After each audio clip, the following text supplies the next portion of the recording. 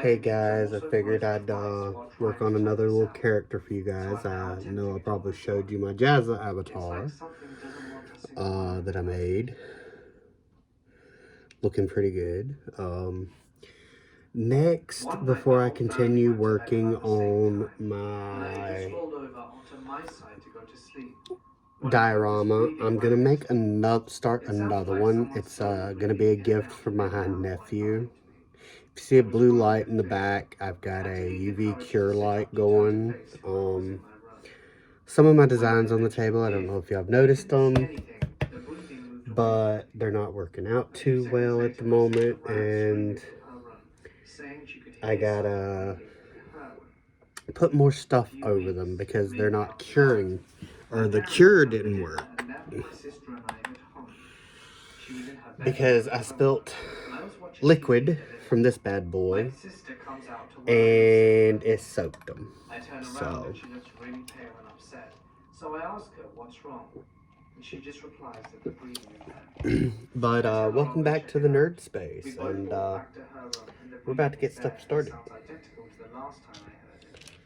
This time I wasn't afraid. I walked into her room towards the breathing. But we're gonna make him this little guy. He looks really, really creepy though. But it's gonna be a terrarium diorama that he can't open.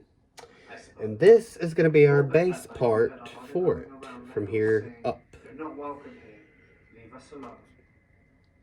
Plus the boulders I made in it.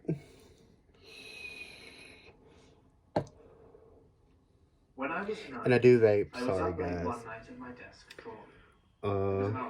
Here's the guy we're going with. Both my parents dealt with insomnia and would often be up all hours of the night around the house. Got a base coat on him, but I got a base coat the whole thing. So, base coat it is. If it wasn't my parents, it was probably my night owl sister. However, I turned to the sound of my doorknob, and my father pokes his head in with a concerning scowl on his face, and asks if I've been walking up and down the stairs. With a pause, I reply, I thought it was you, and my heart promptly dropped. He said, your sister is asleep and so's your mom. Get in the room. Both my parents were trained in firearm safety, and while my mum stayed in the master bedroom with us kids, and the door locked, my father went downstairs with his gun and began safe protocol for house intruders. While he was giving warnings and advising the intruder to leave, here we are, brush on primer. Around here and there. The police were called and surrounded the house. My father came in minutes later and informed us they found no one, even though the couch was pulled in front of its position, and my father saw someone duck behind it. We ended up moving 6 months later, around the exact same time of year. So we've got our, oh, there's the name. My little lady, I gotta do some more work on her. Some pieces broke off. I do not believe in ghosts, spirits, or other things. And some of the details disappeared. Two completely unexplainable phenomena in my life. The first occurred in college. But I was in a girl's dorm room. With any luck, we can get her going again. Talking to me. Made her really shiny. Dark side, light side. And hit her in the head. There was no one in the room other than us two, and neither of us could have thrown it.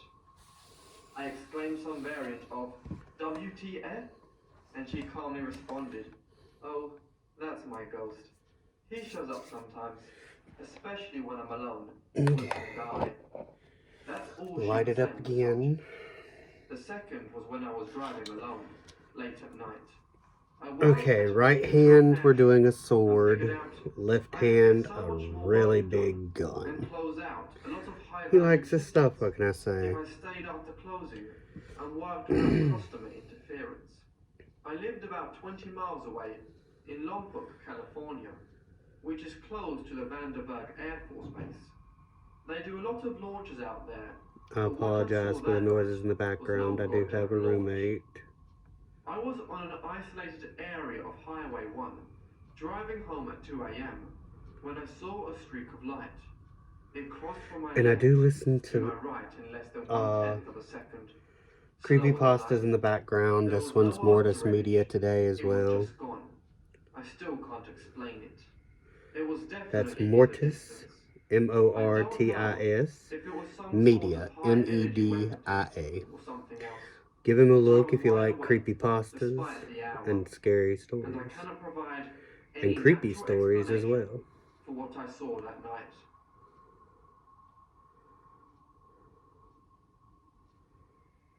This happened when I was 16. I was a troubled teen and didn't have a great childhood. This happened at my grandma's house. She lived about 45 minutes out of town, in the countryside. It was peaceful and quiet, and I would spend most weekends there just to get away from life. I was also a smoker at that age, but no one in my family knew. I suffer from insomnia, and have since I was very small.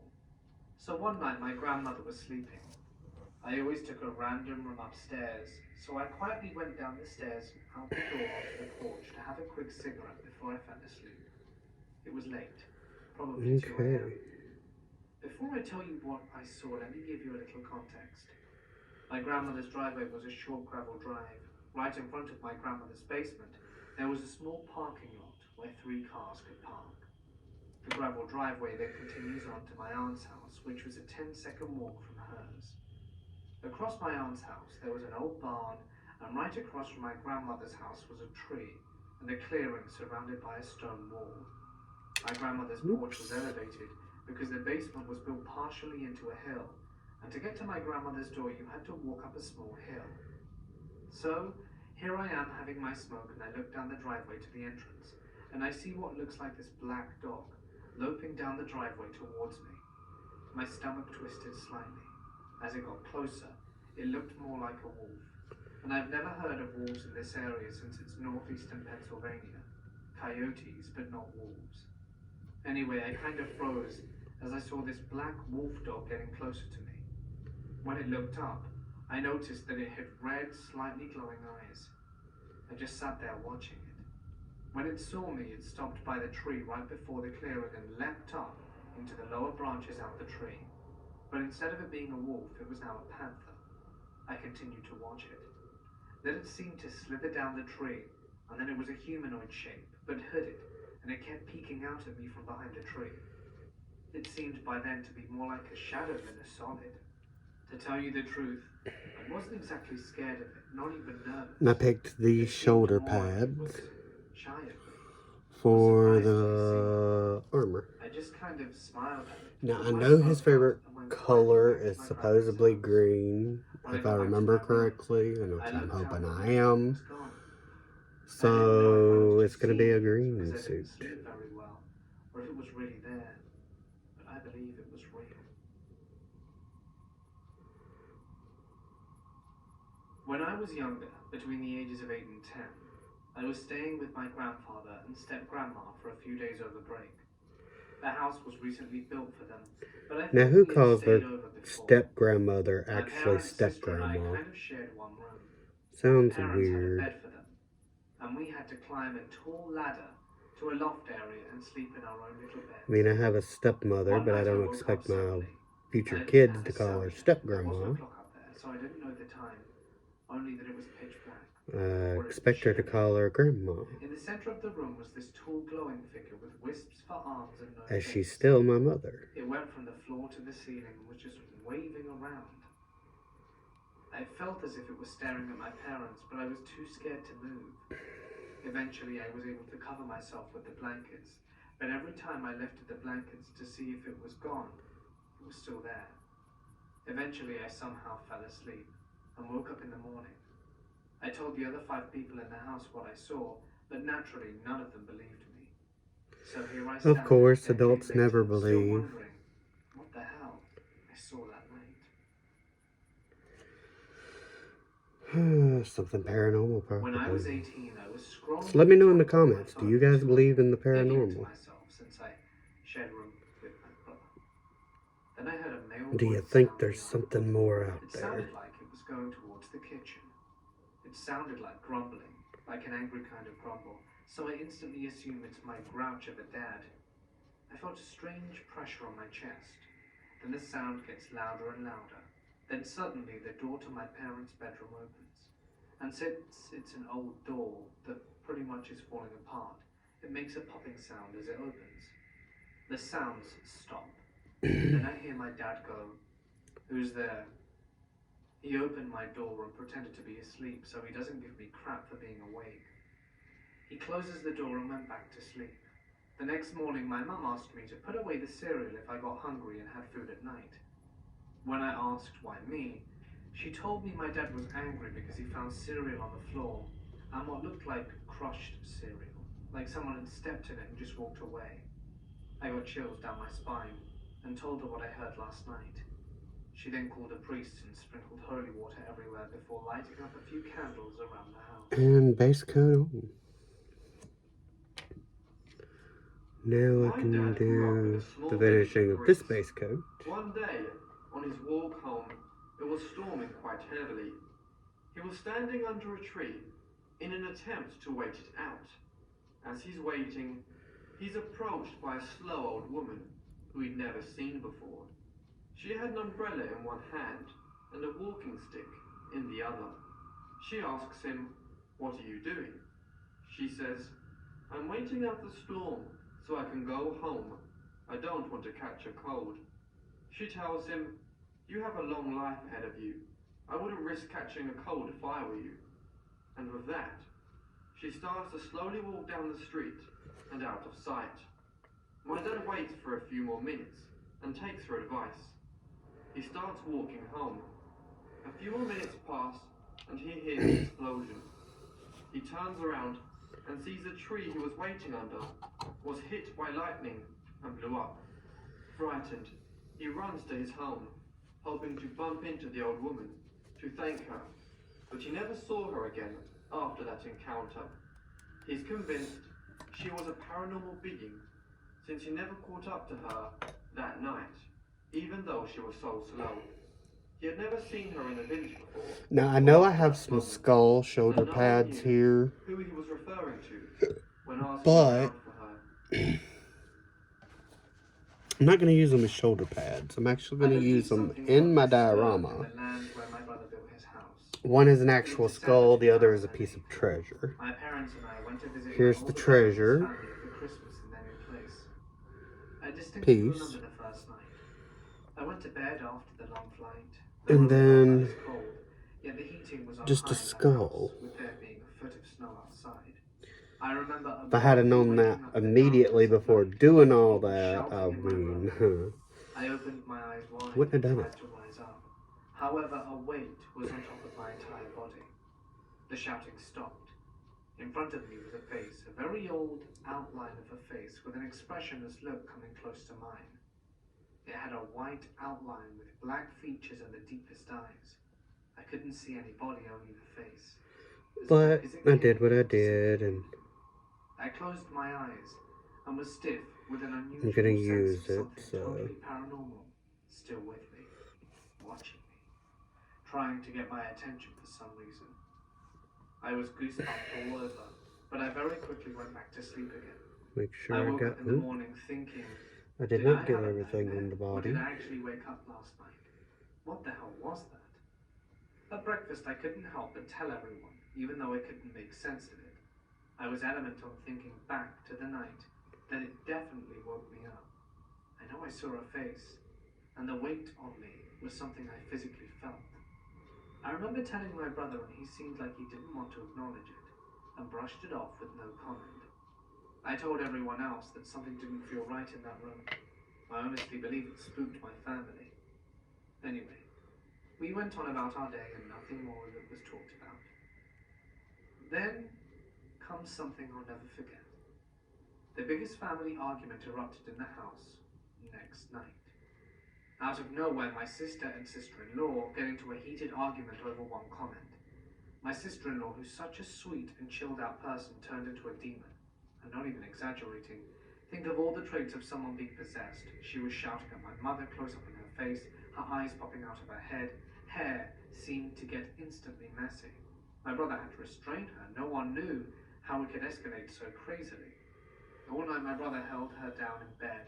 She was screaming and making weird noises that I could only relate to that of a possessed girl in a horror movie. My dad had to knock on the door of my brother and his wife's bedroom to see if they were okay. It disturbed me to think back onto this part of the night, as it was the one and only major family argument that's ever happened. The next day, I saw my brother cry for the first time in his life. Something in the house, in this area, did not want us here, and it's still there. Sometimes things don't want us here. I self-harmed. I should also mention that I had a very annoying uterus. I had really bad anemia, but left it untreated. Because obviously if I saw a doctor for that, they would find out what I was doing. I have a family history of a congenital heart defect as well.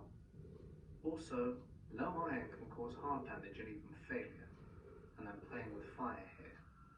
It feels voyeuristic to describe what happened with too much detail. But anyway, I was staying with my best friend. I swear I spent a third of my teenage years with her, and got along with her and trusted her family as well. It was late into the night, but I couldn't sleep because I needed to harm myself. So I quietly got out the room and went to the bathroom and started. And I made a mistake. The injury was worse than what I had meant. And even though it wasn't objectively that bad, it was messy.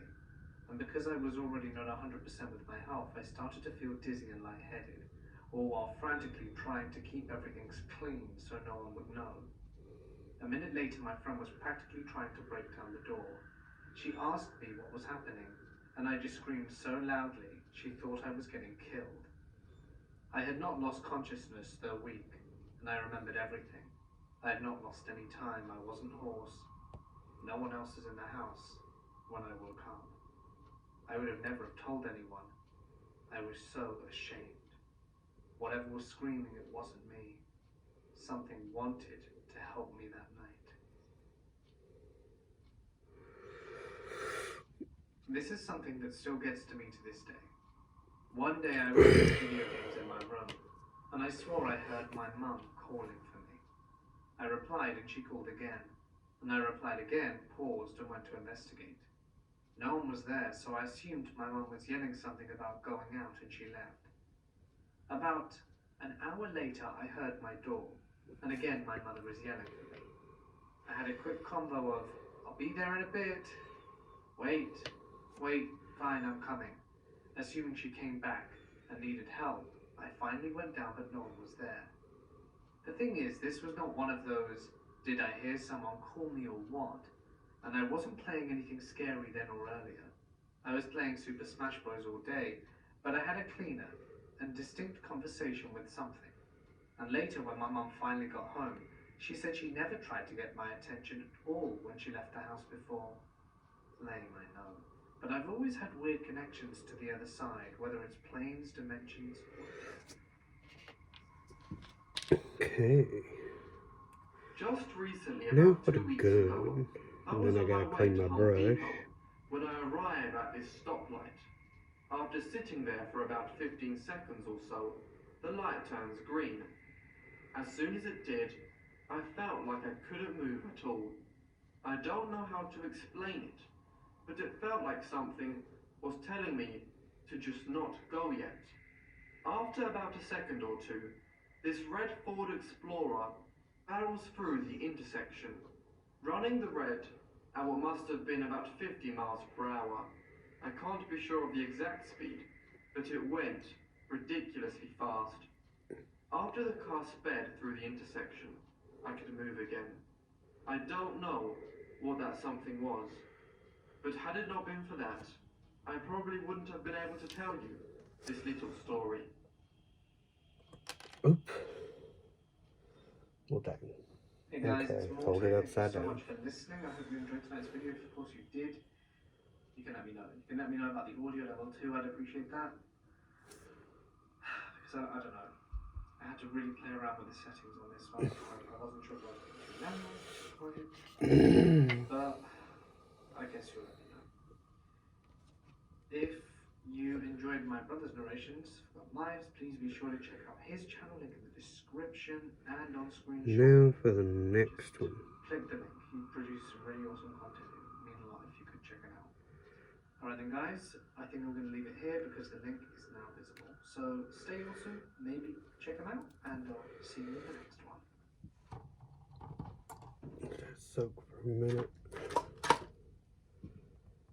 You hear some weird noise in the background. I think our snow is melting, which is awesome. Finally. I am now in my late 60s. The experience I'll briefly relate here took place on the southern Gold Coast in Queensland in 1984. And if you do things The like house was this, less than 10 years old, don't do like as normal me young and people. At the time the do event it towards took place, yourself I was divorced and lived in the house with my 2 young children. ever. I am neither a drinker of alcohol, Cause nor a I'm user of drugs. smart. I'm They have never extremely been a smart, but part I'm of my not the life. brightest bulb I in the had no tanning interest bed in when it comes to these goblins, things. gnomes, elves, or the like. Nor have I been reading about them or watching anything about them on TV. If asked if I believe in little So, I would have unhesitated be to say smarter no. than me about that. In 1984, I attended a seminar in New Zealand, along with several dozen other Aussies. I'd recently developed a fear of plane travel, although previously I'd enjoyed it. Although we're going on 21 minutes here. Had given me 3 or 4 tablets to take And I really don't seem to get as much done as you would think in this short amount of time, but I am trying to take my time and get it to look good. From New Zealand to Sydney, where we changed planes. And I slept from Sydney to Brisbane, and slept through the drive from Brisbane to the Gold Coast. The driver, a colleague, carried my suitcase into my home. He conducted a cursory check on the premises before departing. My children were all in the care of a neighbor. It was very rare to have a night to myself. Being well rested and relaxed, I was looking forward to spending a few hours reading or watching TV. First, I made a cup of tea. The television was on, the front main door was open, but the security screen catch was locked. As I sipped the tea, I decided I may as well unpack. I carried an armload of clothes into my bedroom and hung them in my wardrobe. I noticed the light in the room seemed unusually bright. Something was strange about the atmosphere. I had no time to analyze it before I was overcome with exhaustion so intense that I only had time to stagger back. So this guy is painted over with it. But I'm going to put over it chainmail paint, silver. Only my heels were resting on the bed, and that was empty. I lost consciousness. Next thing I knew, I could hear the sound of voices. They were voices that seemed to tell each other to hurry. I managed to lift my Now, I'm head not and exactly look sure down what at the color I'm source of going the to voices. paint this guy. Several small people. They were trying to pull me from the bed, feet first and into the wardrobe.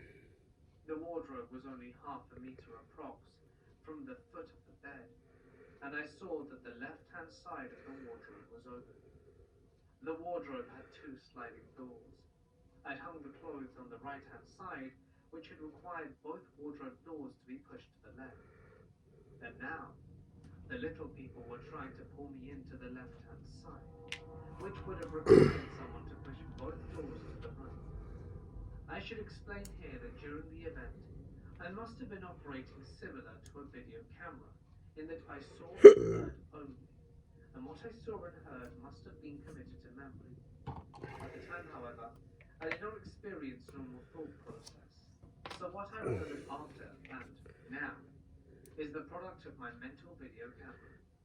At the time, it did not dawn on me that the doors had been moved. I simply saw several small people trying to pull me from the bed and into the open arm of the wardrobe. I experienced no shock or alarm. Instead, I told myself I had lots of time to continue sleeping because I was far too big and heavy for them to move very far. Now, I am of the opinion those thoughts were not my own, but were in some way suggested to me. Whatever the case, I must have lost consciousness again, because the next thing I can remember is waking up to find several people crowded around me. They didn't speak as far as I know. I was now lying with my head at the foot of the bed, so my feet must have been at the head. Now, if it does mess the paint job up, at least I know I can I have very clear memory of how go these were over it recorded. with the actual There were males color and females. that it's going to I be. can't remember how Kind of many, glued but at toilet least paper to my 6 or finger. more. One, the male, was larger than the others and appeared to be their leader. He was closest to me. At first, he stared into my eyes with both of his. Then, a blank, and his position had changed, and he was looking at me with only one of his eyes. Something happened there, but I can't remember. I suspect he was imparting something to me. The creature appeared as the typical gnomes or peasants from storybooks. Based on the height of the bed, their height was perhaps 2 to 3.5 feet tall. They were overdressed. Their clothing was suited to a much colder climate. I can remember Take a short that break with here. considerable detail. But, Assuming, because in those days, yeah, there this was little not a lot guy of is snow. going to be for They my were nephew Caucasian. Kai. Their skin looked weathered, as if they worked outdoors all He's day, not really my and their skin nephew, had a but muddy cast. They had strong facial burns, wide I think of cheekbones, him as my wide jaws, actual strong nephew. chins and noses. Their eyes and mouths were long horizontally, but vertically narrow, and seemed recessed between This their little strong guy facial bones. The best way to describe their is faces grungy and is dirty, as like he's been as sloshing if a through heavy weight had mud. been placed on top of their heads, squashing them downwards. Their bodies were But, stout, wear and robust, tear. with deep-cut chests, broad waists, and strong shoulders. Gotta redo that in I couldn't gold. see the bottom half too well, and I must have lost consciousness again. But I haven't put his Because head when I on saw yet. them next, I was still in the same position, but they were now in the center of the room looking at me. I looked back at them and still felt no fear or alarm. Makes me nervous every time I just hear looked at that. them and they at me. I had no thought process at the time. There seemed to be more of them than before. Among them were a couple of younger males who seemed a bit more nervous or unsure. The other men were impassive. The women, however, seemed to enjoy my predicament. Based on my mental video recording, I later regarded them as overworked, joyless, and not over-intelligent. It seemed I was simply a job to them, but they seemed a bit nervous. Next, I was aware of their voices again. As before, querulously talking over the top of each other and arguing to hurry. I raised my head, and to my alarm, I saw that they'd almost succeeded in pulling my legs from the bed. My body was now right way up on the bed, with my head against the head of the bed and my feet near the wardrobe. When I'd seen that they almost pulled all of my legs from the bed, a surge of adrenaline shot What you through me, guys think? and I grasped that it couldn't Let me know be down much longer below. before gravity did the rest of the job. So far, he's doing pretty good. All they'd have to do would be to steer my falling body into the wardrobe. Not thrilled at how I the yelled body out twisted. Then Is I twisted, jumped but from the I mean bed it'll and work. into the center of the room. Little For it Jazza seemed guy, far too bright. or Jazzy's And I Jazza, remember standing there yelling at them. Jazzy I wasn't afraid, I was angry. warrior. They I muttered between forgot the name of themselves, them already, and they looked and folks. sounded resigned. The box is over here Then they somewhere. fled back to the open half of the wardrobe. They seemed to go in, then Jazzy as if strikers. filing down a ramp inside the Strikers. wardrobe. I stood there watching them for probably a few seconds. Then, still, with the light seeming far brighter than usual, I turned towards the only door and left the room. It was only a small house. The hallway was only 3 or 4 meters long, and I left the room, went through the hallway towards the living room. And that's when I became completely consumed with terror. Nothing happened between yelling at the creatures and me. Well, while those dry, But in those few seconds, I was overtaken by get my sheer sponge horror, ready which seemed to escalate with every instant. for I've never known fear like it. doing There was this no real reason for it. I again. suspect now that when the creatures departed, they removed whatever calming influence they'd subjected me to during the ordeal itself. After phoning the colleague who dropped me off earlier that evening, I stumbled out of the house and into the middle of the road. I was desperate to be with someone who was moaning in the hopes that someone could come and rescue me. I was completely without shame. It must have been reduced to the level of a small child, but I must There's trust one that I coat. wanted to pray, consciously at least, that the little creatures would return and attack me. There wasn't a real focus for the terror. It just was. Horror feeding into more horror.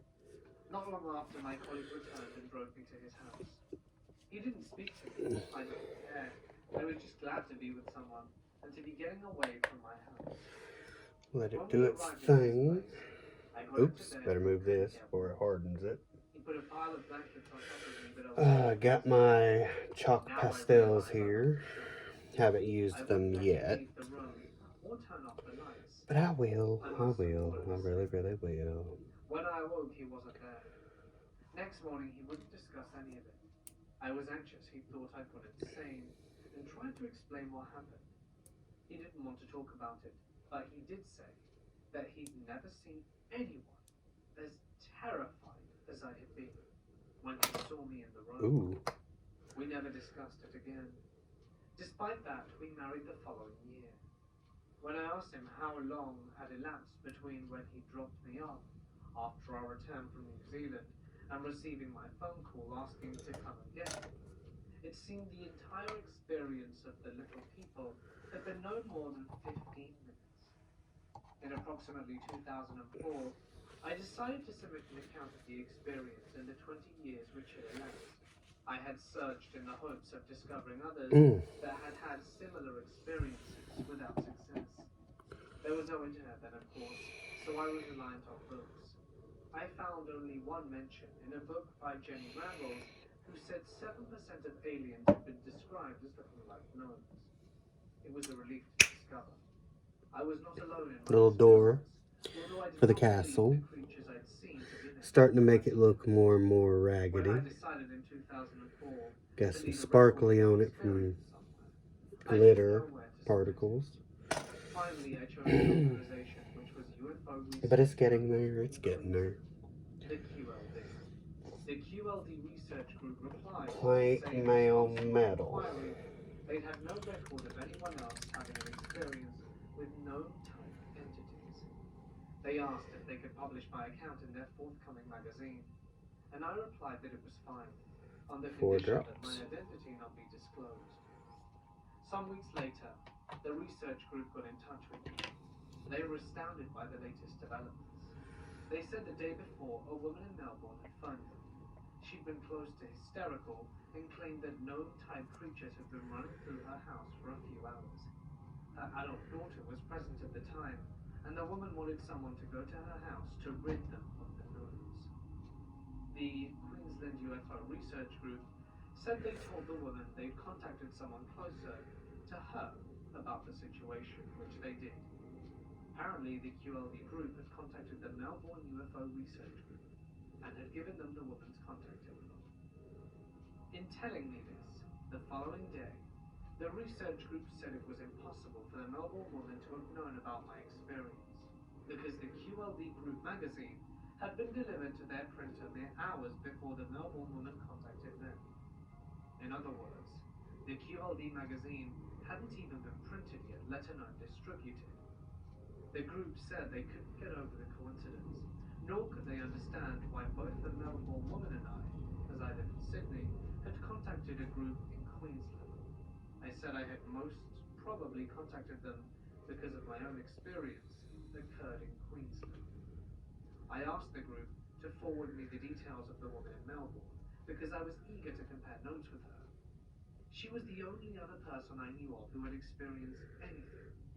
But when the QLD group replied, it was to tell me that the Melbourne woman had told them she didn't want to be contacted, not by me or anyone else.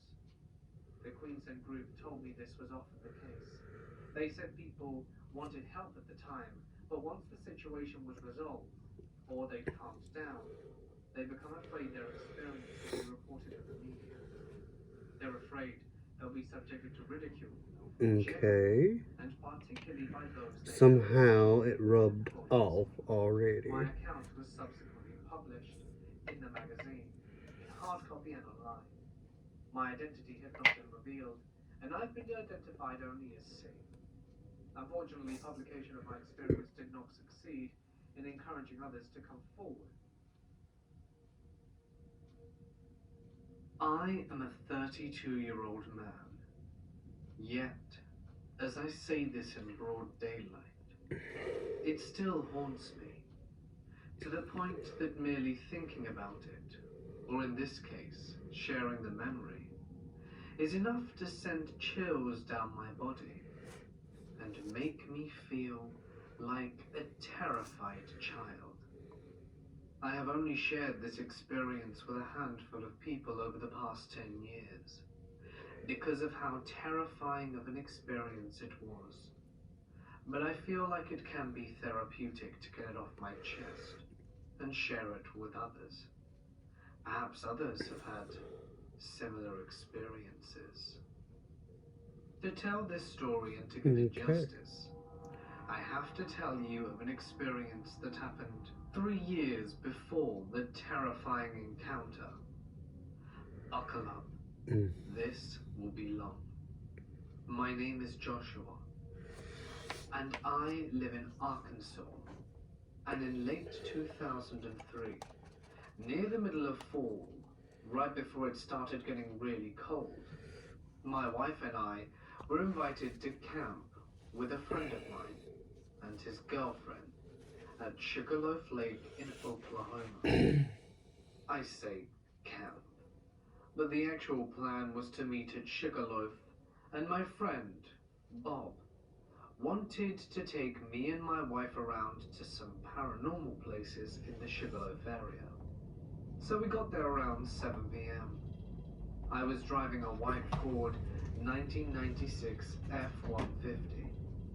Bob Wind's was getting driving harsh a out there, y'all. 1980-something white Celebrity, which was a really piece of rubbish vehicle. Anywho, it was late, dusk becoming dark, and we all climbed into Bob's car, and he took us around the area, first to an old abandoned house. But other than some raccoons just rustling around, it was a waste of 2 hours. Then he took us to a graveyard that was supposedly haunted. Again, it was a bust. Then an old church that was run down. Yawn. Nothing. At this point, it was getting close to midnight, and my wife and I were pretty bored. And I spoke up to This Bob, one's getting a little fanny. saying, "Man, this really hasn't I'm been putting that it through freaky its of a night." paces, I give it that. That's when Bob smiled, saying that he was saving the best for last. He handed me a few Polaroid pictures of a hillside covered in trees and daylight. I asked him what it was, and he asked me if I saw a house, or any type of light pole, or anything in the picture. To which I replied, no. He took the picture back and said that's because there isn't, and there's no power lines either. About this time, he turned down an old dirt road and passed a small house. We're going to do this guy in blue Then with after green. that, it was 2 miles of dirt road with woods on either side of a barbed wire fence. On the other, with about 2 acres of field connecting to a wooded hillside. Nothing to Except I'm going to light lighten the night blue up a except little. the full moon above and the clear starry sky. After what seemed like forever, 2 drops. he stopped the car and told us to all get out. We did as he said. He walked us to the side of the car, where the fence, my field, dotting tool. and wooded hillside was. He looked at his cell phone, which his phone and my phone had no signal. Lighter This blue. was 03, and this area had no cell towers. But he looked at his phone and it read 11:57. He told us all to watch the middle of the hillside. Even in the complete darkness, I could tell that it was the same field and hillside from the picture. 2 minutes go by and nothing had changed. Then at exactly midnight, a small flickering light goes off in the middle of the hillside. A chill runs down my back as my wife, Bob, and his girlfriend and myself watch this small light, which to me looked like an old kerosene lantern, begin to move, swaying back and forth. We watched in complete silence for what seemed like several minutes. When I finally spoke up, and asked what the story was with this. Okay.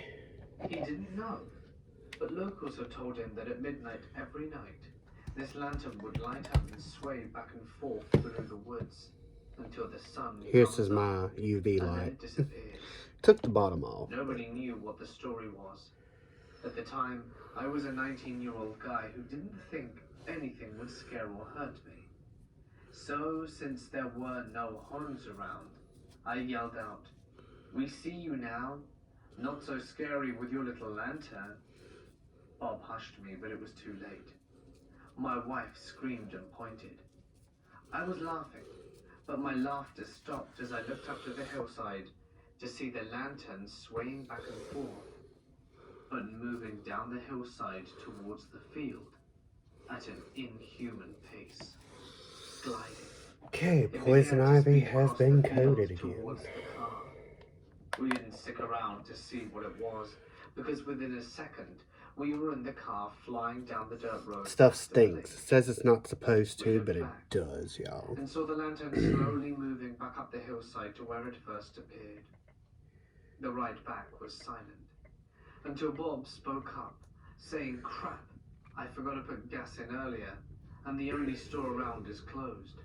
And if we decided to go ahead anywhere, it would be best to take my truck until he could get gas in it in the morning, as he only had about half a quarter tank left."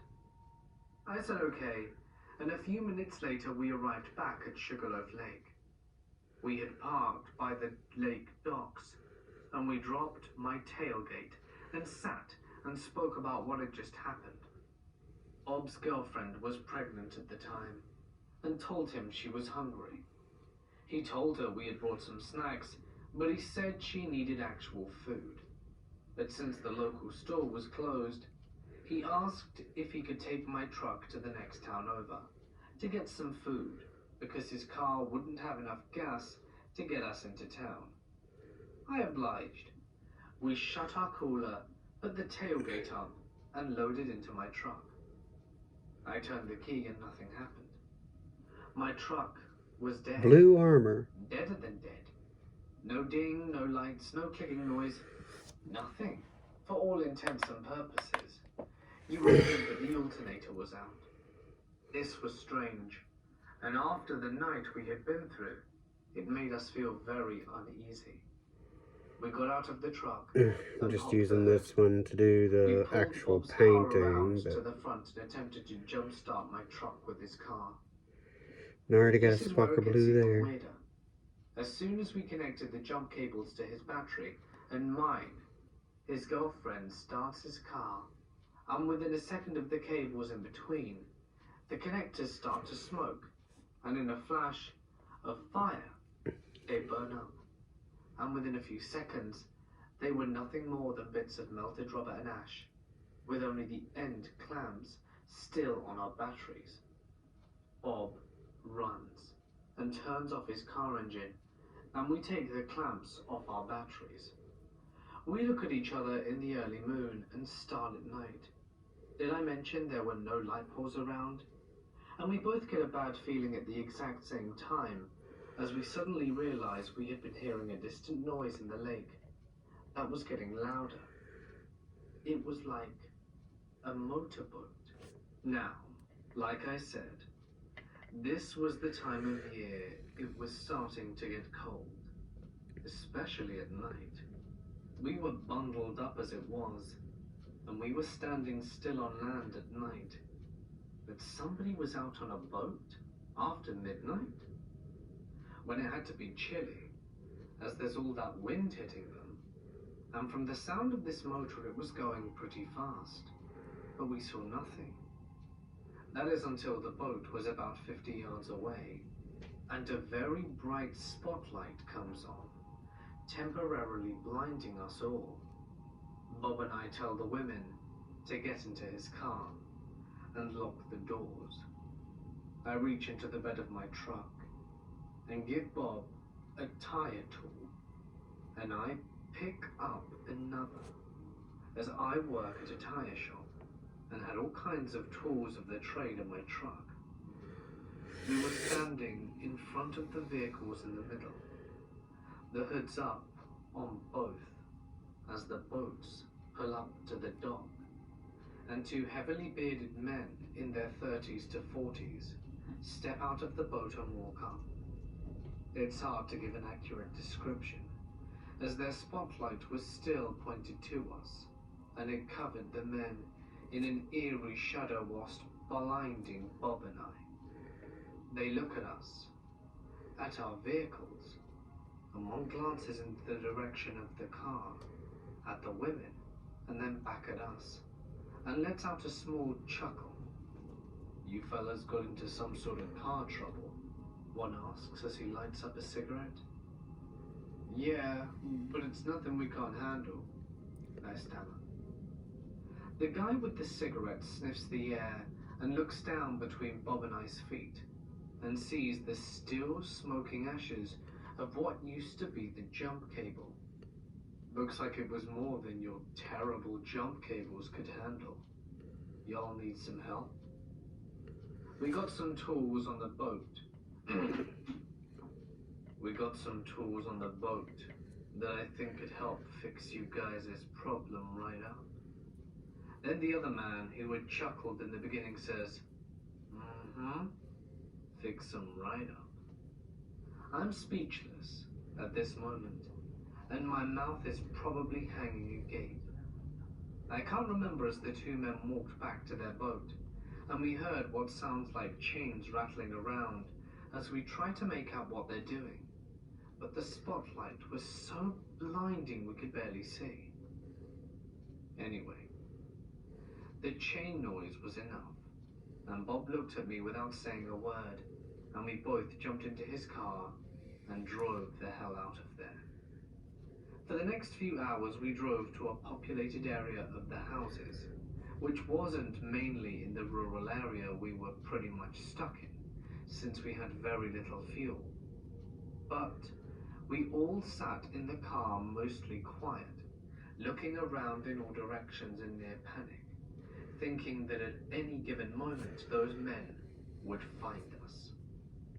It had been a very scary ordeal.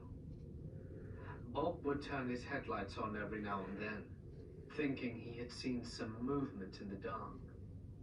After a while, the women fell asleep, and Bob and I spoke about how strange this all was, and he laughed, saying, "I told you it would be a scary night. I just didn't know if it would be this sort of scary."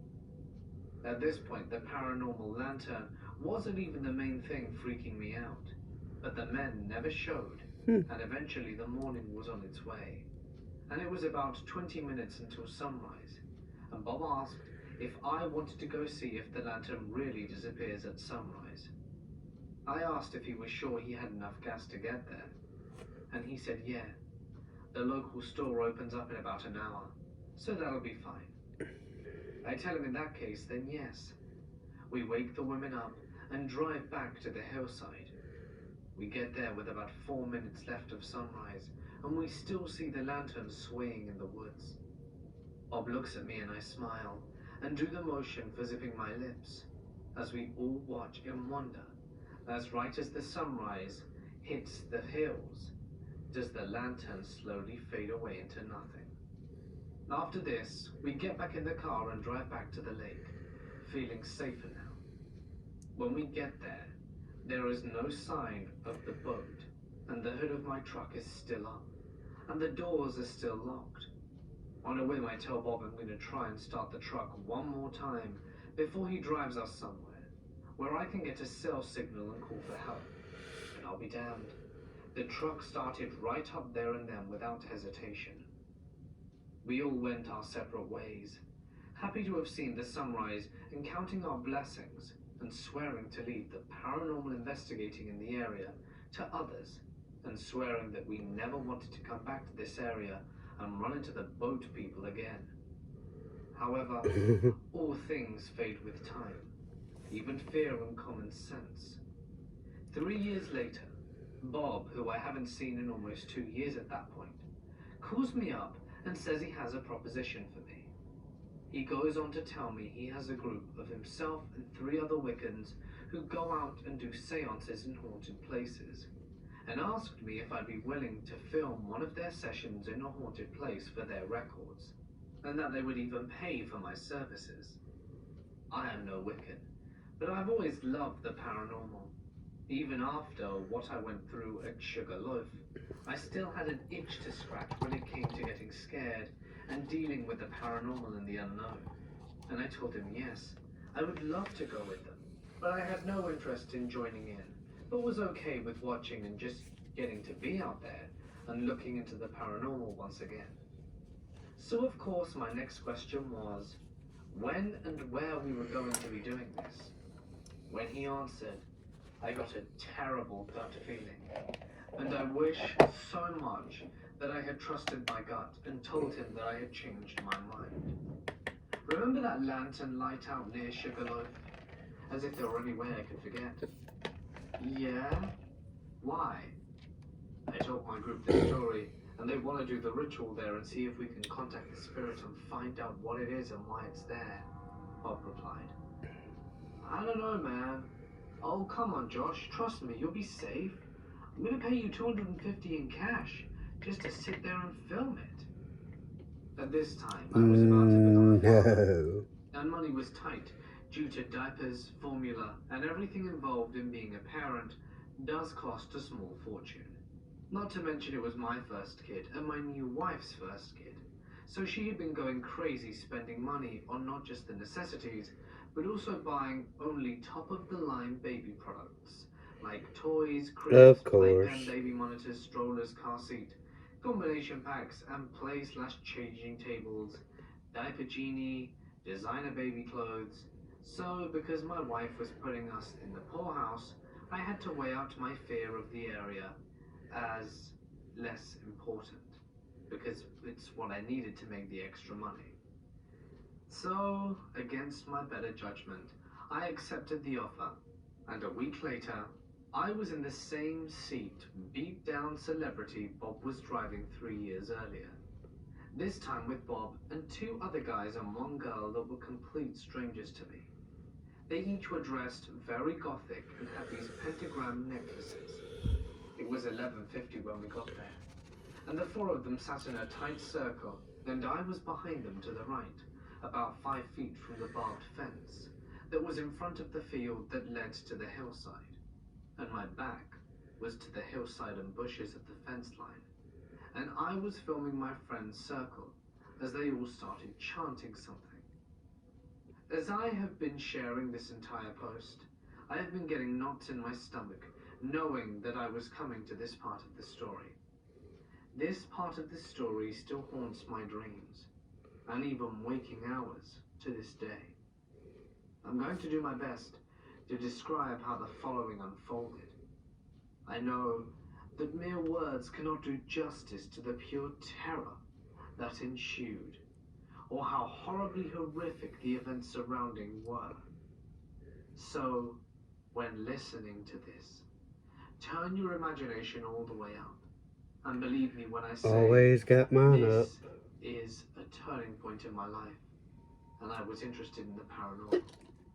It was a fun hobby to go out ghost hunting or get myself spooked or whatever, but after this night, I will never look at the paranormal as fun or interesting anymore, or whatever. But after this night, I never looked at the paranormal as fun or interesting anymore.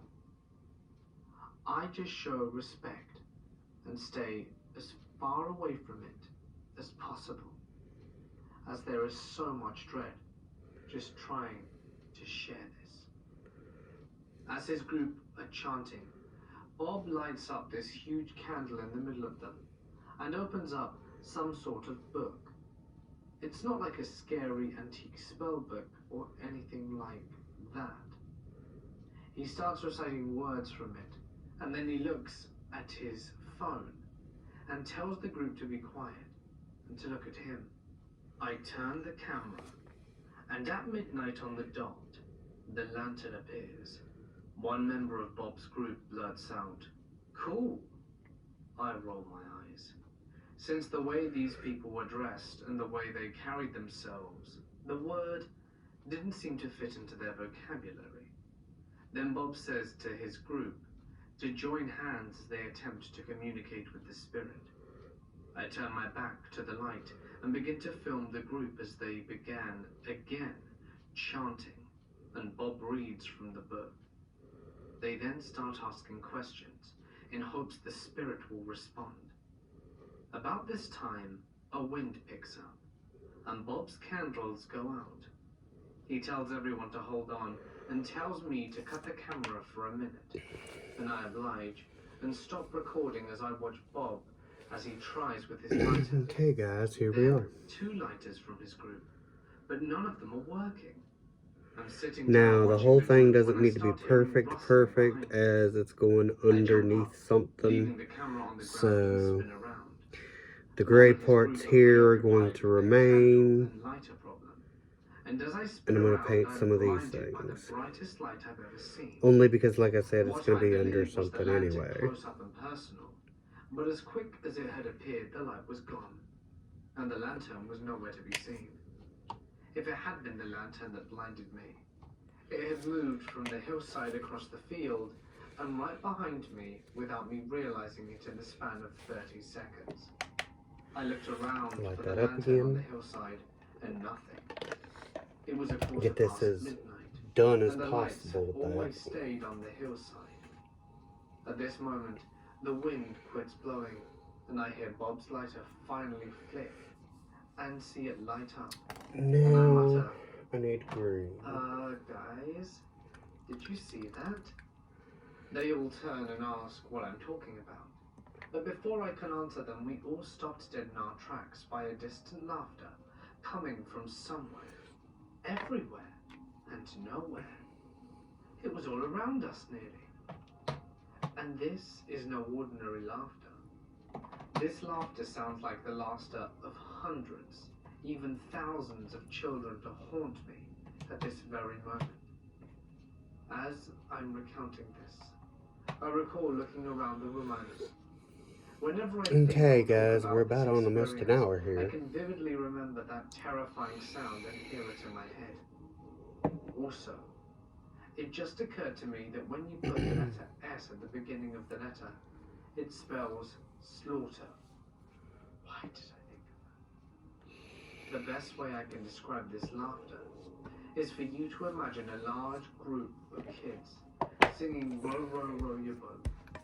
You know how one kid will start, and seconds later another will So join, far so good with that. and then hundreds of thousands of children laughing.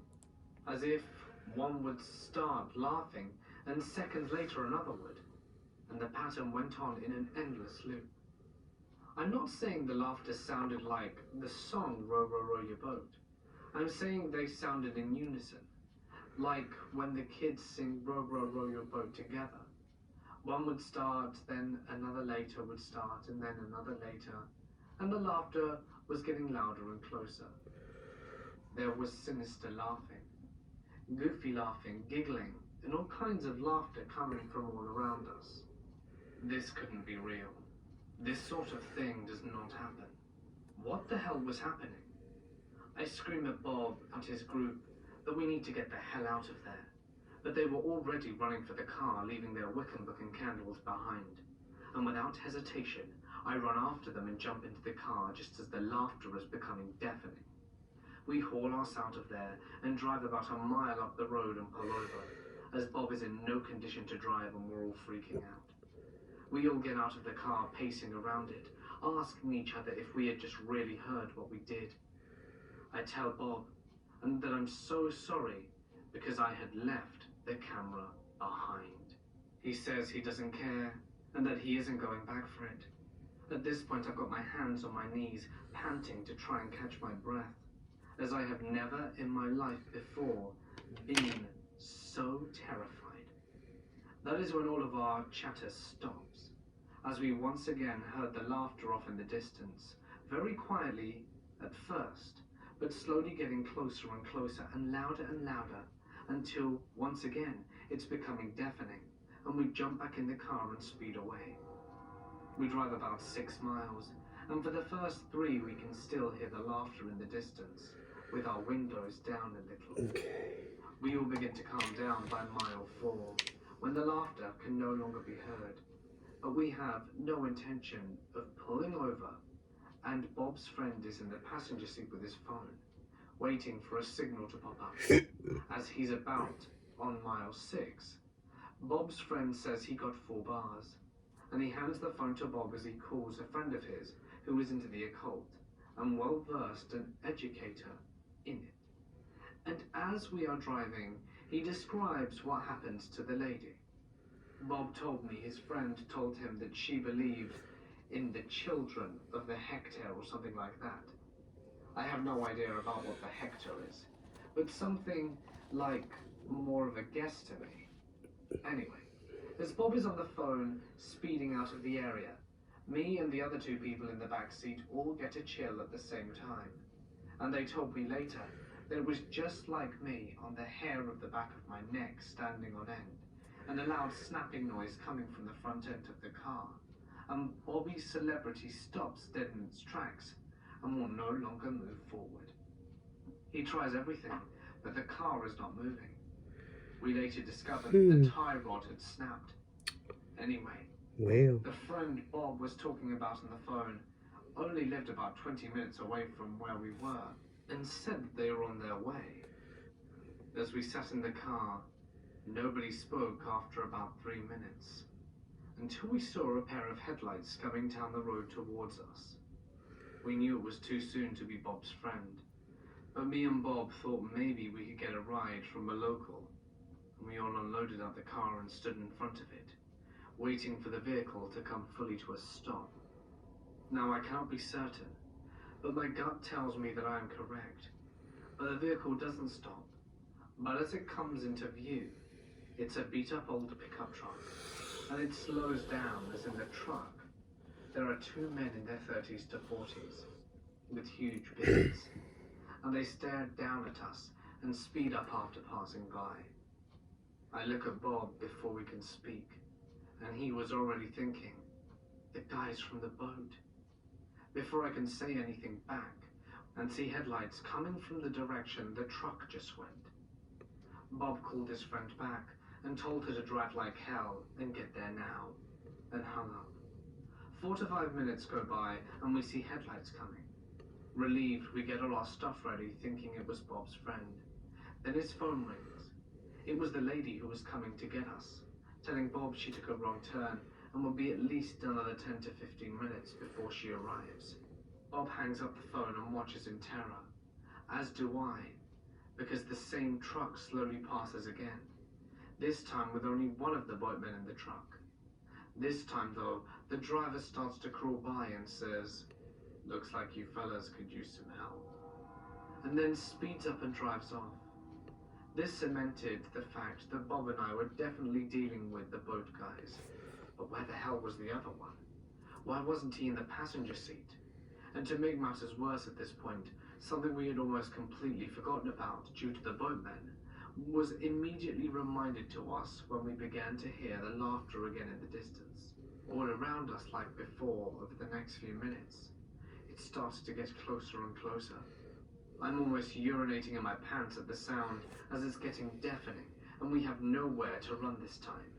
And then from behind our car off in the distance, we see 2 sets of headlights coming on, and 2 vehicles coming towards us slowly side by side, taking up the entire width of the backcountry dirt road coming our way. The laughter now seems to be coming from the woods on both sides of the road, and we're stuck. And now the laughter is zeroing in on us as if hundreds and thousands of children are within reaching distance of us.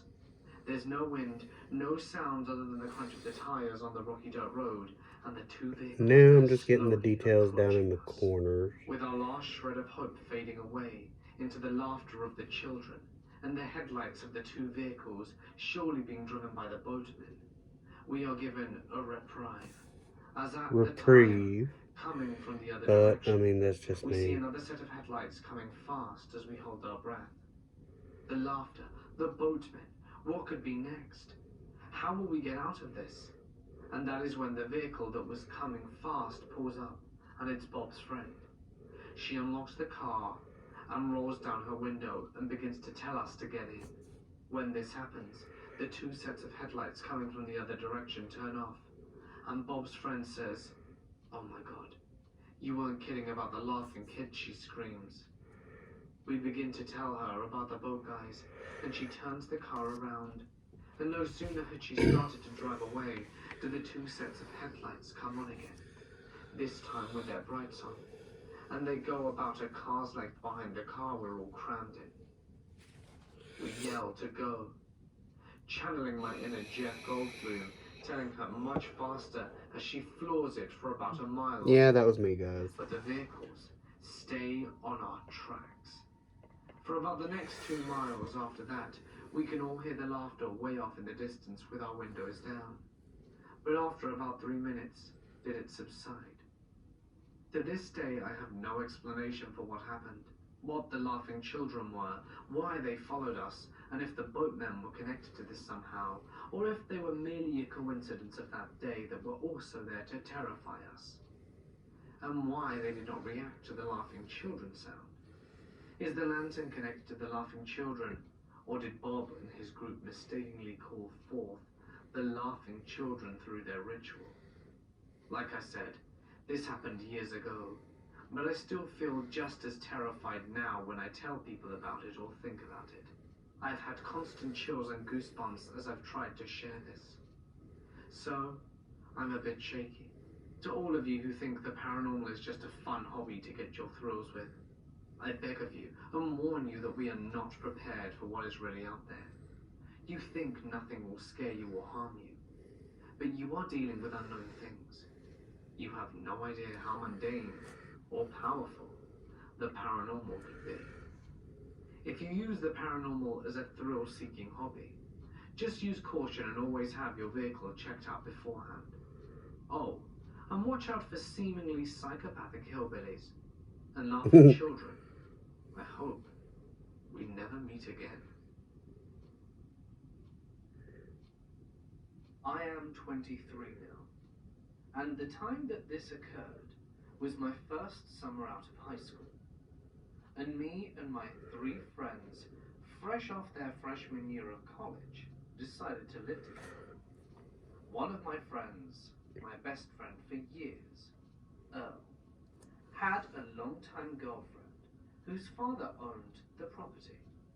It was a decently sized plot of land with several old cabins on it, their house, which was large and out in the back of the woods, and a few other scattered buildings. I think it used to be a campground before he bought it to live on it and run his business out of it. We live in southern Maine, and the property is heavily wooded. Pine Tree State for the win.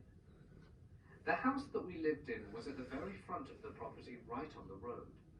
The owner's house was at the very rear and could only be accessed by a dirt road with 2 ditches on the side. A 1-minute walk towards the woods from our front house was a small little cabin across a clearing, and it was furnished and powered. In the house was me, Earl, John, and Chuck.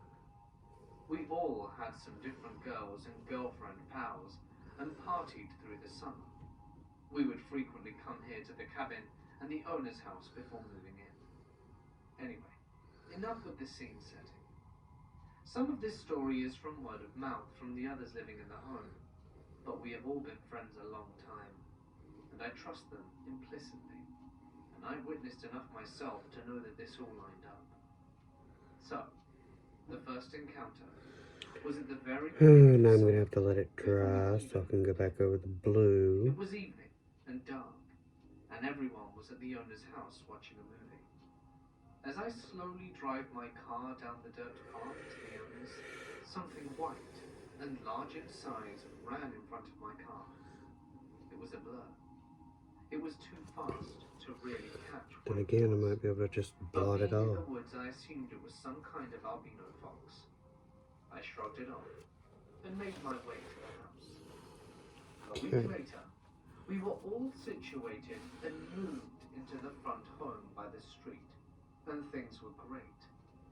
I'll admit, the front area of the property was spooky, despite being the most open and least wooded. The owner's mother had lived in our house and died years ago. We could see an old statue of Mother Mary off in the woods that was always kind of sketchy. Across the street was a small independent tire shop with a small Still some cracks in areas that I didn't get into yet. In the house when we moved in was That's some what kind touch-ups of are for. antique cheetah statue, which appeared to be from the 60s, tall and skinny in a sitting position, and went up to mid-waist. So we put it in the corner of the hallway. Thought it was neat and retro. For a few weeks all was normal. Admittedly, some friends experimented with some different substances, like LSD and salvia once or twice, paired with the normals like drinking. I do not believe this impacted what happened though. We have some parties, invite girls over for some fun, jam out on the guitars in the cabin. It was a great time. But things slowly became tense and went downhill. A lot happened, and I believe that they are all connected, even though they seem disjointed and random. After a few weeks of fun, Earl had developed crippling insomnia due to some tooth pain that unfortunately he could not afford to fix. He would clock maybe 1 hour of sleep per night, and slowly I became gotta more clean guilty blue off and get some becoming green too for the serious. touch-ups on this. One night, John and Earl and some of their friends, who we will call Don, are out back in the cabin. They had done some slight drinking, but John was a straight edge who never touches anything of any kind. Earl is playing on his guitar and singing some of our original tunes. This portion of the story, until I came into play, is recounted by John. During the night, our fourth roommate Chuck is asleep in bed, while I'm in my room, as Earl plays his guitar, and he says to Don, "Wow man, those are some great harmonies you're doing. Since when can you sing?" Don looks a little confused and tells Earl that he wasn't singing along. Earl starts singing again, but stops when he hears the harmonies a second time. He thought his ears were tricking him, but John and Don had heard them too. They put the guitar down and decide to investigate. They walk through the clearing briefly, startled by Mother Mary in the woods, until they reach the front of the road. From across the street they see the biggest white cat they'd ever seen. Not just a cat, but the size of a larger dog or mountain lion. They scramble to try and get a video with their phones, at which point I see them out the window and run down to meet them. As I hit the yard, I'm just stunned as they are, and see this giant white bobcat sitting on a hill across the tire shed. It's massive, about the size of a German shepherd. But something was wrong. Let that dry. Its tail. It had a gross, nasty, fleshy tail, as if it had the tail of a rat. It's long, so I can't see all of it, but it's definitely proportionally long, and way longer than a normal cat, let alone fleshy and bald. Dom picks up a rock and throws it at it. 2 drops of white, I kid you not. 'cause I don't need All much. 4 of us, 2 fully sober, watching this thing stand up on its hind legs and calmly walk into the woods, dragging its tail behind us, and we book it inside. Earl is more sleepless than normal, trying to drink. Don't think I'm gonna need it though. He is successful and Don does the same. I don't remember how John and I fell asleep that night. Every creak of the I didn't house forget what I did. petrified Oh. me. The next morning we wake Chuck up and thoroughly scare him. We're all kind of on edge for the rest of the day, but with the sun out, the fun starts back up, and we put it to the back of our minds. Today, Earl confides in me about his lack of sleep, and how he does not expect this experience to help. Night comes again, and everyone decides to have a low-key evening. With the white, I'm gonna put a drop of yellow. That evening, Chuck suffers from his first and only night terror of his life. He's awake in his bed, and he's in some kind of paralysis, and he hears the growls, slash snarls slash screams of a cougar-type creature or bobcat as a giant white mass runs across the doorway of his room. He slowly regains movement and comes into my room to tell me what happened. He doesn't sleep for the rest of the night, and the next morning we bring the cheetah statue into the cabin across the clearing. For another few weeks, nothing tremendous happens. We continue to be on edge, and Earl slips a little Pale further, yellow. but things are slowly getting better. I do a little research about what we've seen. Cryptozoology, demons and monsters. Finally, I make a breakthrough. I find an article, nothing big, from an old book about Maine urban legends. The book was from a while ago, and described something called the Dingbull Cougar, or Plunkus. It just sounds better as Plunkus. Anyway, I said Dingbull was a cougar, whose last tail joint was bull-shaped and bare of hair and flesh. Dingbull was fond of human flesh and would sing with a human voice to lure the incautious out of their cabins at night, where it waited in the dark to crack their skulls with its tail. My heart stopped as I read this, because it matched so well with our experience.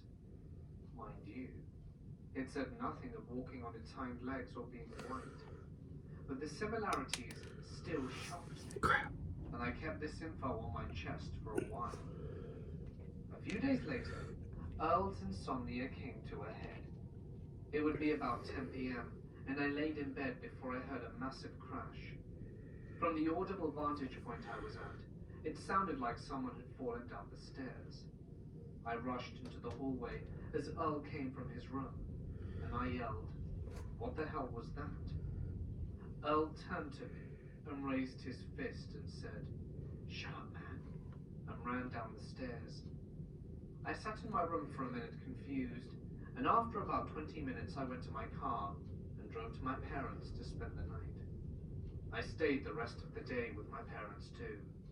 That night, Earl called me to apologize. The crashing had come from his room, where he had angrily kicked a chair due to oral pain. And when I came out, he thought I was angrily yelling, "What the hell was that?" to him. We made up on the phone, and then he asked me something peculiar. "Hey man, did you come home today at all?" "No. Why?" He explained that he was the last one out, so he had to lock the doors, as we had been for about 2 weeks since we were started going out. Earl had the only key. Got him green. Okay. I'm gonna give him yellow eyes. He sounded a little scared when he said this. She was standing on top of Chuck's bed. I told him not to touch it. Even later that night, when I got back to the house, Chuck's room was closed, and we went and took a look.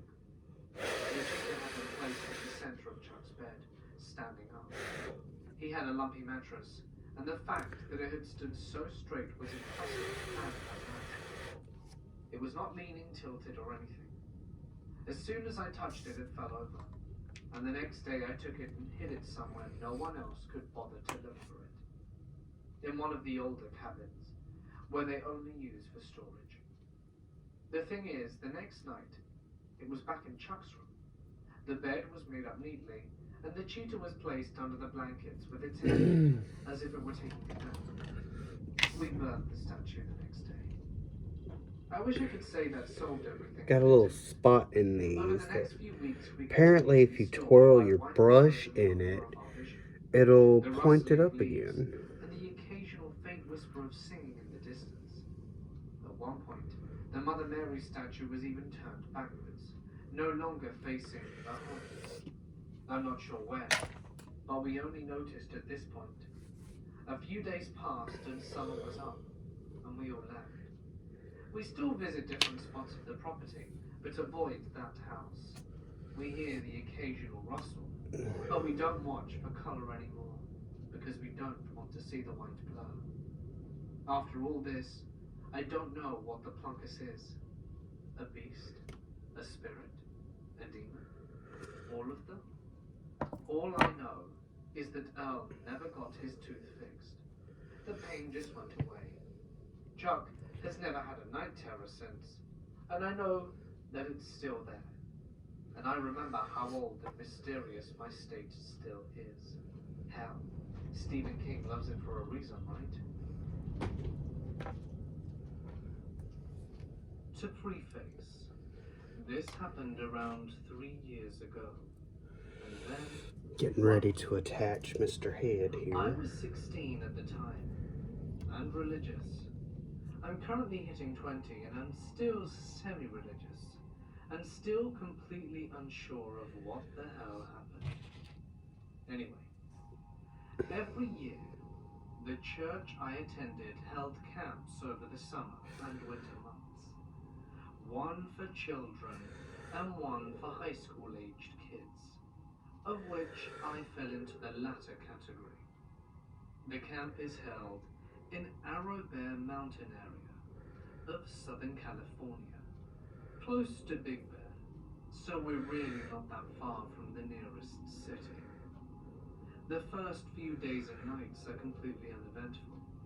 We had a great time being kids and hanging out with friends in the mountains. Okay. But the last 2 days is where things got intense. The first event happened when the camp counselor of our group, who was in a particular grade in high school, and I was going into junior year as I graduated early, says that we should all go out for a Bible study at night. So it sounds like fun. We gear up for a small hike and set out at around 10 p.m. We go for a while, and as we near the spot where we were all to settle down, we hear some noises consistent with medium-sized branches falling into the forest. Now, branches fall all the time, but they seemed really frequent. I didn't really pay any attention to it, but after what happened next, it might be relevant. We sit down on a large rock, my back towards the forest. The group was about 15 kids and one adult counselor. About 3/4 of the way into the study, my friend and I hear noises from behind us. Large, cracking noises. It sounded like someone or something was throwing big rocks into trees. Weird, but maybe it's just one of the group. Then the noises grew louder, and everyone heard it. And then nothing. The group finishes its study and begins to pray.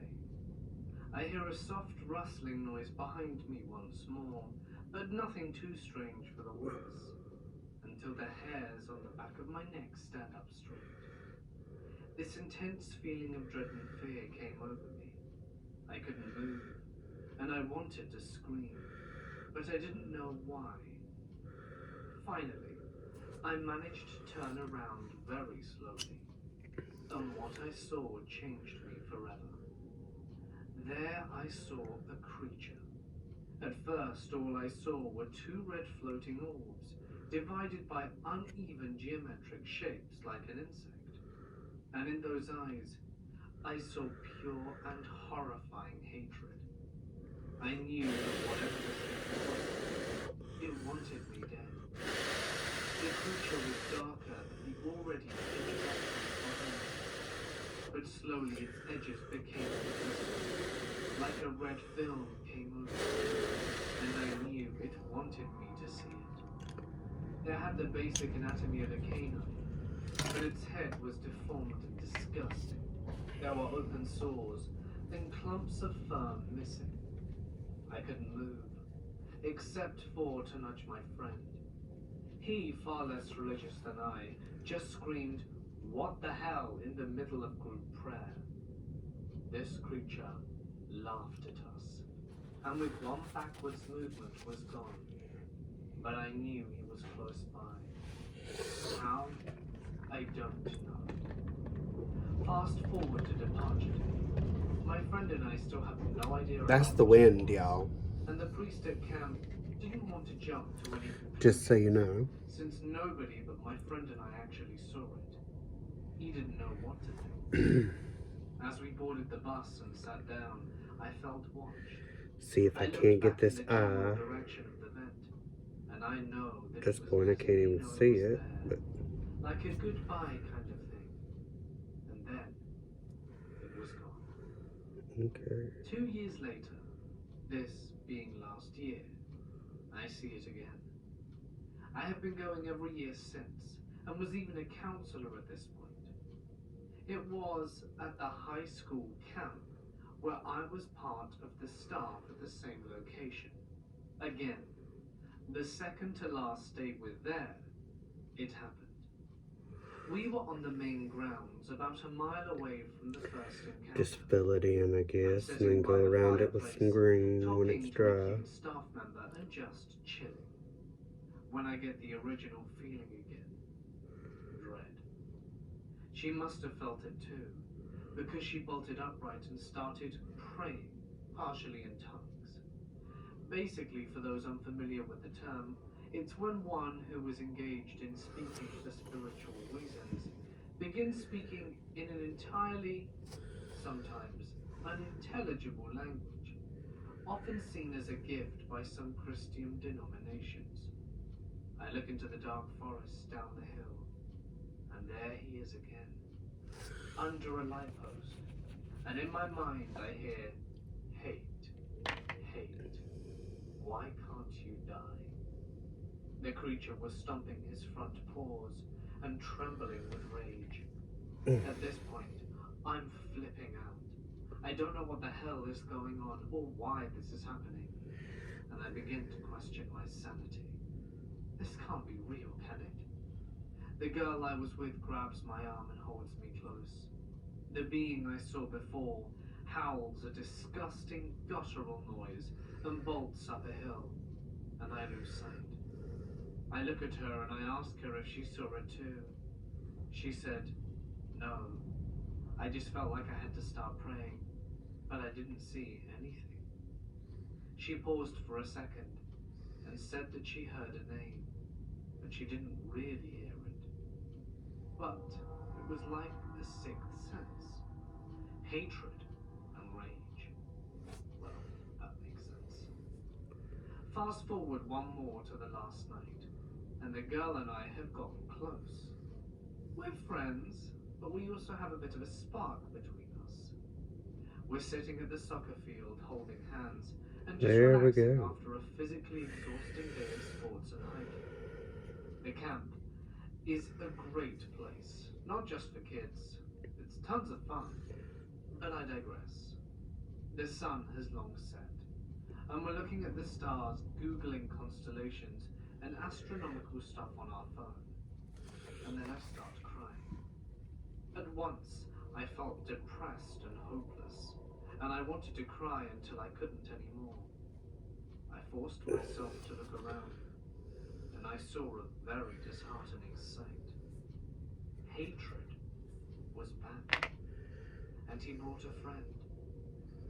This thing was even more horrid than the first one. It was physically larger than the first creature, but its head looked to be slapped on there, like the original head was ripped off and replaced with this one, akin to a bug, but even creepier, was at the point of the neck where it looked like it was ripped off. There were tentacles, not like octopus or anything. It's indescribable.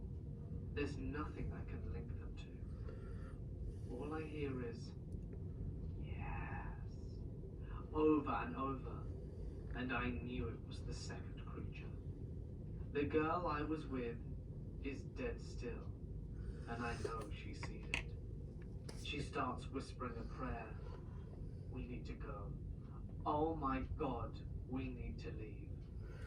And she says to me, his name is Sorrow and Despair. Hatred, the first creature, bolts off, while Sorrow just calmly walks away, taking his sweet time.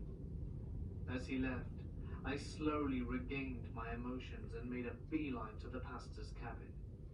At this point, he believes me and thinks it was probably a demon.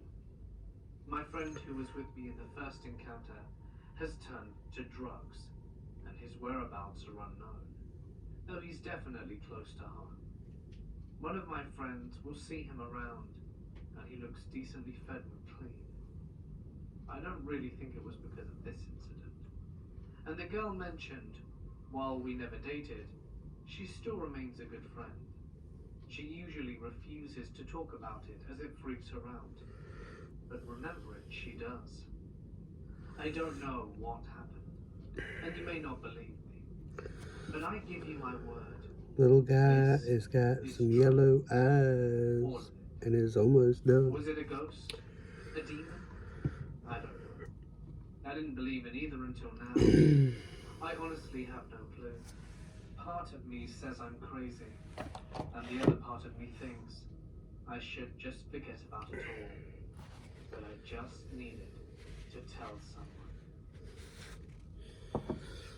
Okay, y'all. I must preface this with a few things.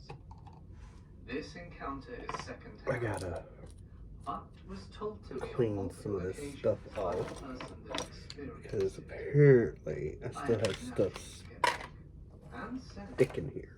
so I can't say that I 100% Nastily. believe it. But his telling of it It has ruined pretty simple yet some of my stuff and here. did not vary between the weekends. I've known this guy for many years. If I would have known it was still not fully covered. Everything is well reasoned and always helpful. So we'll just try to take his word on it, But I mean, even if with a grain of stuff salt. happens. So let's get down to business. My friend Marv likes to go solitary camping on occasion. To be An hour and 31 minutes. He is also an avid gun collector and enthusiast. Try and get this I done don't remember exactly for the most when part. he said that this took place, but it was a few years back, and he decided to go camping on a whim. He packed his gear, a few guns, a hunting rifle, and a .45 sidearm specifically, and headed out into the country onto a vast swatch of property owned by a friend of his. He had full permission in the works. This happened close to the Kisatchie National Forest in south/central Louisiana. He Okay. likes to hike in pretty deep and camp at specific spots that he found a few trips prior. These details are kind of sparse, as it's not really the meat and potatoes to this encounter. So he made his way in and set up camp in his usual small clearing for the night. Skipping ahead a few hours, it was now late afternoon, when he heard leaves crunching and twigs being stepped on. He assumed it was an animal at first, and got up from cooking something on the fire to try and get a look. He Okay. gazed in the direction of the noise, and saw a man approaching through the trees a good many yards away. He is described his etiquette for dealing with other people in very remote places as always being cautious, as more often than not, the people he comes across are armed like him. He tries to stay friendly, but he still keeps his guard up, looking for any ulterior motives, as you can never tell what some folks are up to in the middle of nowhere. He'll make chit-chat with them, find out generally what they're up to if he can, and occasionally share a meal. He's never really met anyone nefarious as of yet, other than this situation. And maybe one other, but that's a different ordeal. So one thing that sets off small alarm bells for him is that he knows he's the only one with permission to be on this property. And secondly, this guy is not dressed for the location. He says the guy was wearing a white t-shirt, blue jogging shorts, and white socks and sneakers. Mind you, Marv is miles out in the middle of the woods, away from any paths, roadways, houses, or anything really. Nobody is going to casually stroll into his current location dressed like that, unless they are lost or confused. It was early fall, but not quite cool, very normal for Louisiana. So there's a ton of mosquitoes, ticks, and other insects aplenty. You're not going to have most of your skin exposed if you can help it deep in the woods. I know that all too well from personal experience myself. So Marv assumes something might be up and calls out, "Hey, do you need help with something?" He says it quite loudly, definitely loud enough to be heard. The guy, however, keeps walking, staring directly at him.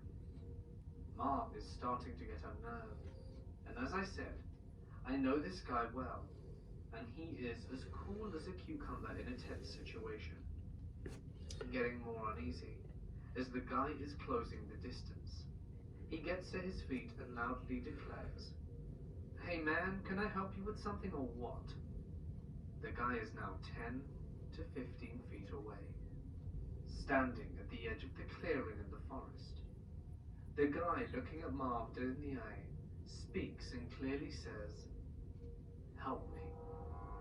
Marv said he was already starting to actually get worried at this point, because he said the way the guy said this was as if something that didn't exactly know how to talk was saying "help me," or at least that's how he first thought of it. It just didn't sound right. The guy, still unmoving, says, "Help me," again, but this time more emphatic and just really loud. Marv said this is when he was picking up on what was truly wrong about this.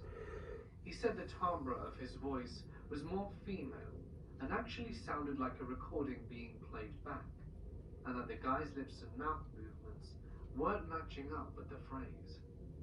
It was like he was just opening his mouth, emitting the phrase and closing it again. Marv asked, "What do you need help with?" not daring to back up or move it whatsoever. The guy, still standing motionless, was staring directly at him and said, "Help me," again, and repeated the phrase another 3 times slowly, but not louder in volume. Marv, now totally unsure of what the hell is going on, interrupts the guy by barking, "All right, you need to go now unless you actually need my help. Do you need my help or not?" He continues loudly and firmly in tone. Need a darker the guy blue. didn't miss a beat and started up with the "help me's" again and made it as if to take another step in Marv's direction. Marv told me that's when he did the only thing that made sense in the moment and drew his .45 semi-auto pistol and pointed it at the guy, telling him that he needed to go. The guy started to get more animated and agitated, actually starting to say the phrase louder, over and over, but not stepping closer or backing away. Marv did what he thought was right given his current predicament, assuming he was dealing with an unstable or potentially dangerous individual, and discharged a round into the ground in front of the guy. Now this is where it gets crazy. I'm not kidding. As the guy stops uttering the phrase, he goes silent and is still staring at Marv full on. He backflips and somersaults into the woods and immediately out of sight. Yes, you heard that right, just like a gymnast. Now I know what you're thinking, because I had the same reaction. This sounds completely made up for sure. But Marv gave me no indication of falsehood and told me this on multiple times, each time in a dead serious demeanor. Yet, Marv said the guy backflipped away effortlessly, as if pulled by an unseen tension coil. He described it as completely humanly unnatural and totally out of place. The guy had just appeared and repeated the same phrase over and over, eventually almost becoming frantic, before Marv shot at the ground, causing him to flee, in the most peculiar manner. Marv said he stood there focused on the forest, where the guy just flipped into, and saw and heard no further movement. It was like the guy had never been there. He stayed like this as the sun began to set, and the normal night noises crept in. As I mentioned before, Marv is a pretty unshakable fellow, and actually stayed in the area for the night and next night before returning with no further incident. When he has told me and some other friends about this, of course we ask many questions. We prod him to elaborate on the guy's speech sounds. He said the more he thought about it after the incident, the more he was sure it was definitely a female's voice coming from the guy. It was almost like he/it had heard someone say it and mimicked it like a parrot or any other talking bird would. Almost like a lure. He doesn't know what it wanted and didn't give any indication to follow or utter anything else. It reacted immediately to the gunshot, and you know what follows there. He's been back to the property since, with no other strange occurrences. The only other minute detail that I could think of is that he did remember hearing during the early morning of the first night what sounded like a gunshot off in the distance, and it did sound eerily similar to his .45. He thought he may have heard it again on the hike back. There are people that hunt in the area, and of course it could have just been that, so he couldn't be sure. Since this incident, and one other he had in a completely different location, he did some online research of the whole Kisachi area and found many legends, stories, and supposed encounters dealing with skinwalkers and other unnerving bits of Native American folklore in the area, not to mention mimics and other similar supposed creatures. A lot of his encounters line up with these tales, but there's nothing tangible to prove it. But even as a skeptic, it does make me wonder about strange things in the remote and untouched areas of the world that can't be explained. First, some background. I'm a 22-year-old college senior, about to graduate and start medical school in the fall. This happened when I was in elementary school, so over a decade ago. Over the summer, way back then, my mum sent me to YMCA summer camp. I enjoyed going in every day and hanging out with all my friends from school who also went to the camp. And I especially loved one of the counselors, Mike. Mike was always sitting in the same spot when I got dropped off in the morning, and he would see me walk in and put a huge smile on his face. He would always sit there and play cards or some other board game in the morning while all of the kids were arriving. Once the day's scheduled activities started, Mike would always be the counselor in charge of my group. He would always just be close to me. As a kid, I didn't know that was weird. I really liked him, as I said, and I thought he was a really cool guy as an 8-year-old. Fast forward a few years. My mum, my younger sister, and I were out at a skate park in the area, about a half hour from where we lived. We had gone down there to hang out for the day. We have a great time on the playground, walk around the trails and stuff, and then we head back to the car. When we arrived back, my mum was getting my sister all strapped in and ready for the ride home, and I was getting situated in the back seat of the car. Now our car was in the parking lot, and there weren't really a ton of people at the park that day. The lot was pretty much empty.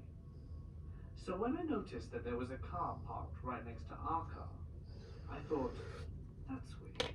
But again, I was a kid and didn't really think anything of it. Why would this car park literally right next to us when I can see 50 empty spots from right here? Anyway, my mum is getting my sister, and I'm all ready for the trip back home. Suddenly, the driver door of the other car opens, and out pops Mike. My mum recognized him, so she said hi, and continues back to what she was doing. Mike says, "Do you mind if I take a couple of pictures of the kids? He's gotten so grown, and I want to remember this." My mum goes, "No, you're not going to do that," and shuts the driver's door and locks the car, and we leave. As we're leaving, I can see Mike trying to take a photo through the window of the car. A few years later, when I was a bit older, my mum told me a few more details about Mike. My mum at the time was pretty high up in a company that pairs kids with adult mentors. Adults would be applied to be paired with kids. So my mum starts telling me about how one day when they were going through the applications to be a mentor, Mike's name popped up. Apparently someone else had interviewed Mike and recommended him for approval into our system. My mum, on the other hand, essentially vetoed it because she obviously had known Mike from these other experiences, and she got a weird vibe from him, thought something was off. So finally we're watching the news at dinner one day a bit later. They start sharing a story about a man who was arrested, and they show a mugshot of Mike. The charge? Thousands of images. Thousands of indecent images of underage children that both he had made and was in possession of. He was actually caught by Border Patrol as he was acting weird when he was trying to cross into Canada, and they decided to search his car, and they found a bunch of it on his computer. They alerted the US authorities, who then searched his house, and they found tons more. I'm 100% confident that he wanted to add me to the collection. If it's not for my mum having a great mother's instinct and the Canada-US border, it might have happened. Summer camp counselor Mike, please, let's never meet again.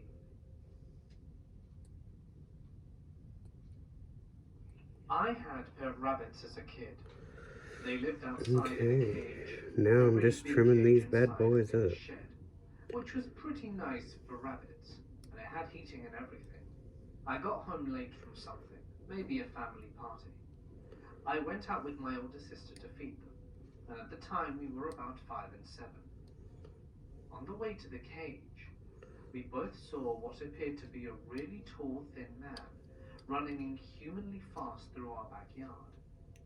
We live in what is basically a swamp, and he had to have cleared this giant downed tree and run through mud and ferns. But regardless, he seemed to be going over 15, maybe even 20 miles per hour. We both dropped what we had and bolted back inside. At the time, our parents were able to convince us it was a deer or something. We wanted to believe it, so we convinced ourselves that it was. I convinced myself for over a decade of what we saw. But fast forward to a few years ago, I was at a park near my house with a friend late at night. I pulled into the dirt road drive in my Outback and parked facing the old practice field. It was far too foggy to see across the field, except for a split second, where we could see what appeared to be a very tall man running across the field. We drove as fast as that Subaru could take us, drifting out of the park. Now, a year or two ago, I was at the same park, under similar circumstances. This time it was clear and very windy. From across the field and into the field, we heard a crash and a scream. Not a crash, then a scream. They were simultaneous. It was the most shrill, terrifying, god-awful screech I'd ever heard. More human than a Fisher cat, but far louder and more shrill than even a woman. We noped out of there as fast as we could. There was also one other thing that happened. Anyway, this was when I was a sophomore in high school, around the same time of the first encounter at the practice field from the previous story. I was at my friend Nick's house. Okay guys, that's going to be it for now. I'll be back for another one here soon. So I hope you guys enjoyed.